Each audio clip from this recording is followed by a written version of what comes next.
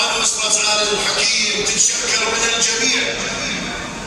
من مكاتب العلماء، من مكاتب المرجعيات، إلى الطلبة، إلى أهل المواكب، إلى شيوخ العشائر، إلى خدام الحسين، إلى كل الحضور والذين لم يستطيعوا المجيء وأبرقوا لنا برسائل التعزية والمجالس التي أقيمت في كل مكان. أسأل الله تعالى أن يجمعنا وإياهم على الأفراح والمسرات وأن